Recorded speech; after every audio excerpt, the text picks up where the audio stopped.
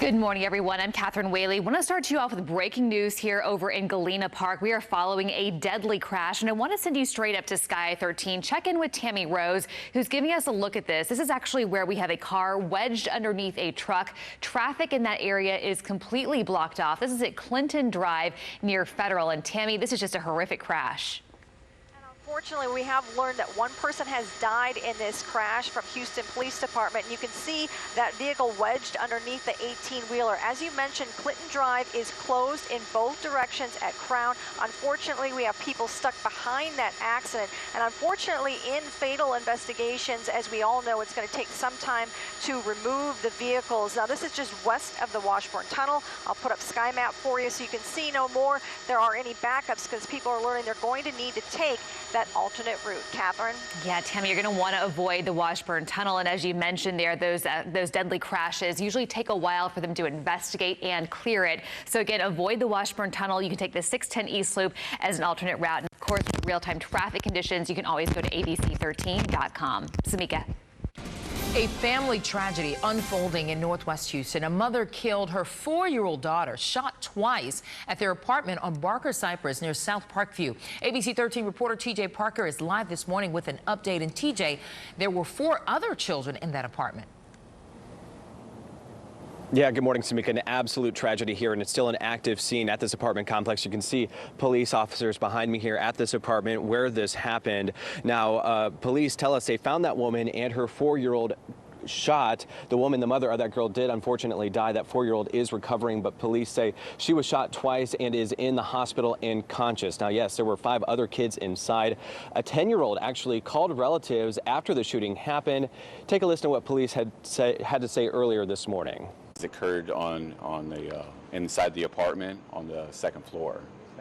Several other children were downstairs when this happened. I think there was 4 other children inside the home. 10-year-old, one of the 10-year-old children is the one that ended up calling a relative. Now, investigators don't know yet what led to the shooting, but believe it was an isolated incident. We are still learning more as investigators continue to learn more about this as well. We're also going to ask about this being possibly a domestic situation. As we've been reporting, domestic violence is up since the COVID-19 pandemic. Of course, we're going to stay out here this morning, and once we have any more information, we'll be sure to pass that along to you. In West Houston, I'm TJ Parker, ABC 13 Eyewitness News.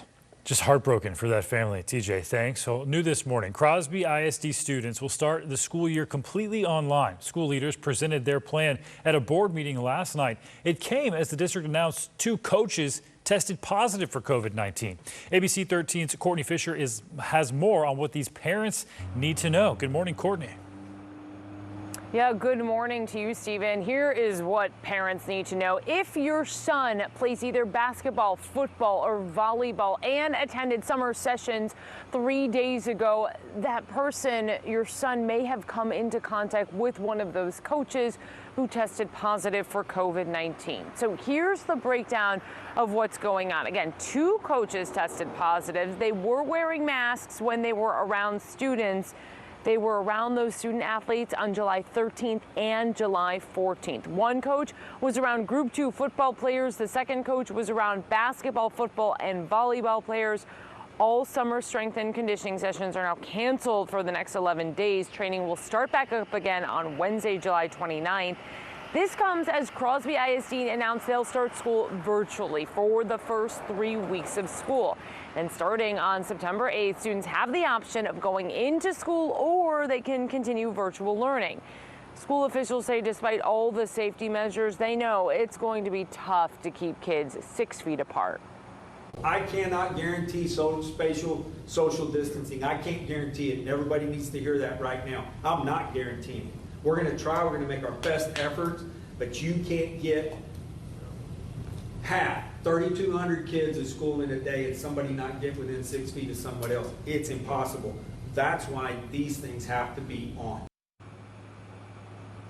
Yeah, these things, you saw him refer to those masks at the end of that quick soundbite right there.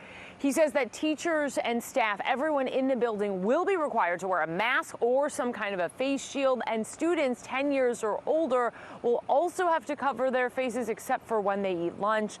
Parents, expect a survey coming to you over the next few days. Officials want to hear what you like, what you don't like about the plan, what you need when it comes to virtual learning. Look for that survey. Again, they're asking for the best information you can give them. For now, reporting live, Courtney Fisher, ABC 13 Eyewitness News. Courtney, thanks. Well, today a new free testing site opens in Southwest Houston. It's courtesy of the state of New York. The site opens at 9 a.m. at Higher Dimension Church on Club Creek Drive. Yesterday, health officials from New York opened another free site at Fallbrook Church on Walters Road. Together, they will test as many as 1,000 people each day. We talked to the testing site coordinator from New York. She said these sites were added to help underserved communities. Many of you came to New York to help us out when we really needed it. So we are brothers and sisters independently of color, skin, status, and socioeconomic background. Yeah, we have to help each other. Both sites will be open for at least 2 weeks rather. They prefer you make a reservation, but will also take walk-ins if they have capacity. Parents looking for outdoor activities for their children have a new option now this summer. Space Center Houston is reopening to the public this Sunday for the first time since the pandemic began. The center has added a new outdoor exhibit and a clean room experience. Inspired by COVID-19, of course. Visitors will see firsthand how NASA keeps equipment clean from dust, germs, and viruses. And all visitors ages 2 and over are required to wear a face covering. All right, what does the weekend hold for us? Oh, look at the right now. Hey, wow. Finally, it is back. Last time we saw rain around here, July 7th, you can see some heavy rain, thunderstorms a possibility, especially along our coastal communities. And today, the computer models are pointing out that those of you along the coast south of I-10, the best chance of seeing these cooling downpours. The further north you go, those rain chances start to dwindle a little bit, but I'm not calling those chances for rain at 0. Right now, 30% for some of our northern counties. Here in Houston, 40% by lunchtime, and then you'll notice a drying period, drying trend as we get into the evening. Here's what Future Track is showing. This may have a little bit of a lag to it because we're already seeing those showers and storms pushing onshore in Galveston.